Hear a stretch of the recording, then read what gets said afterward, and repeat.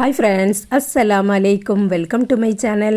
இன்றைக்கி நம்ம சேனலில் டேஸ்டியான ஹெல்த்தியான ஒரு ரசம் ரெசிபி தான் பார்க்க போகிறோம். இந்த ரசத்தை வச்சுட்டே நம்ம சாப்பிட்றலாம். இதுக்கு எந்த விதமான சைடிஷ் கூட தேவைப்படாது. வாங்க எப்படி பண்ணலான்னு பார்க்கலாம். அதுக்கு முன்னாடி நம்ம சேனலை சப்ஸ்கிரைப் பண்ணாதவங்க சப்ஸ்கிரைப் பண்ணிடுங்க. பக்கத்தில் இருக்கக்கூடிய பெல் ஐகானையும் கிளிக் பண்ணிடுங்க. ஒரு குக்கர் எடுத்துகிட்டு அதில் 1/4 கப்பு போல் பருப்பு சேர்த்துக்கிடலாம். இது துவரன் பருப்பு. இதை நல்லா வாஷ் பண்ணிவிட்டு வந்துடலாம்.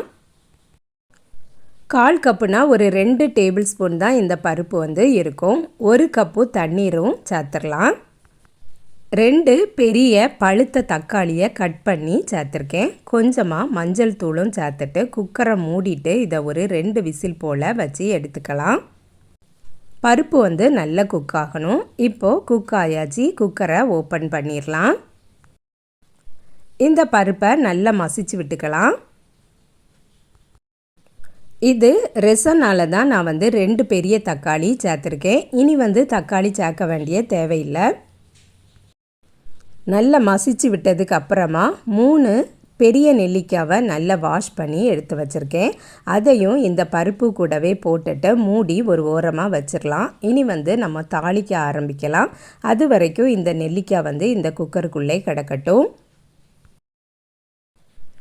மிக்சர் ஜார் எடுத்திருக்கேன். அதில் 1 டீஸ்பூன் நல்ல மிளகு, ஒரு 3/4 டீஸ்பூன் சீரகம், 4-5 பல் பூண்டு தோல் உரித்து சேர்த்துருக்கேன்.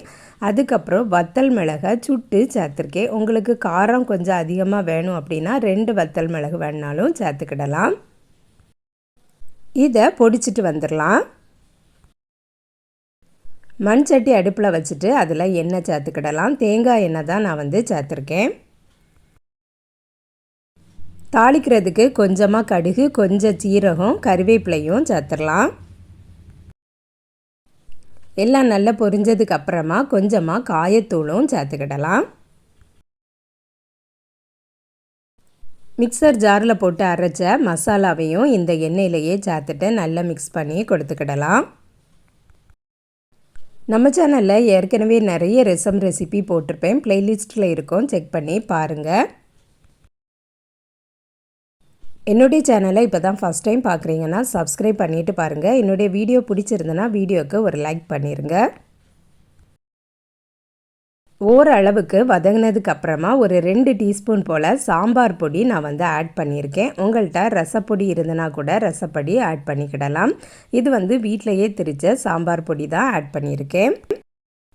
வேக வச்சு வச்சுருந்த பருப்பில் எக்ஸ்ட்ரா தண்ணீர் ஆட் பண்ணிவிட்டு அதில் இருந்த நெல்லிக்காவை எடுத்துட்டு நான் சேர்த்துருக்கேன். ரசத்துக்கு தக்கன உப்பு சேர்த்துக்கிடலாம். நல்லா மிக்ஸ் பண்ணி கொடுத்துக்கிடலாம். இந்த ரசம் கொதிக்கலாம் வேண்டாம். நல்ல சூடு வந்ததுக்கப்புறமா நம்ம அடுப்பை ஆஃப் பண்ணிக்கிடலாம். இந்த ரசத்துக்கு புளி சேர்க்க வேண்டிய அவசியம் இல்லை. நெல்லிக்காவை முழுசாக சேர்த்துருக்கிறதுனால இந்த ரசம் நல்ல துவர்ப்பாட்டெல்லாம் இருக்காது. சூப்பராகவே நல்ல டேஸ்டியாக இருக்கும். நெல்லிக்காயில் இருக்கக்கூடிய துவர்ப்பு வேணும் அப்படின்னு நினச்சிங்கன்னா நீங்கள் கட் பண்ணி வேணுன்னா கூட சேர்த்துக்கிடலாம். நான் கருவேப்பிலையை பிச்சு போட்டிருக்கேன். மல்லிக்கீரை இருந்தனா கூட மல்லிக்கீரை போடலாம். என்கிட்ட இல்லை, அதனால தான் நான் கருவேப்பிலையை போட்டிருக்கேன். இப்போ பார்த்திங்கன்னா ரசத்தில் நல்ல சூடு வந்தாச்சு. இந்த ஸ்டேஜில் எடுத்து வச்சுருந்த நெல்லிக்காவை நம்ம சேர்த்துக்கலாம். புளிப்பு சுவை நல்ல வேணும் அப்படின்னு நினச்சிங்கன்னா நீங்கள் நெல்லிக்காவை கட் பண்ணி வேணுன்னா கூட நீங்கள் சேர்த்துக்கிடலாம். சில வீட்டிலலாம் டெய்லியுமே ரசம் வைப்பாங்க. ரசம் இருந்தால் தான் சாப்பிடவே முடியும் உங்களால். இந்த மாதிரி ஒவ்வொரு நாளும் வெரைட்டியாக ரசம் வச்சிங்கன்னா ரொம்பவுமே டேஸ்டியாக இருக்கும். எல்லோரும் விரும்பி சாப்பிடுவாங்க. சின்ன பிள்ளைங்க கூட இந்த ரசத்தை விரும்பி சாப்பிடுவாங்க. நீங்களும் ட்ரை பண்ணி பாருங்கள் ஃப்ரெண்ட்ஸ். நெக்ஸ்ட் வீடியோவில் சந்திக்கிறேன். அஸ்ஸலாமு அலைக்கும்.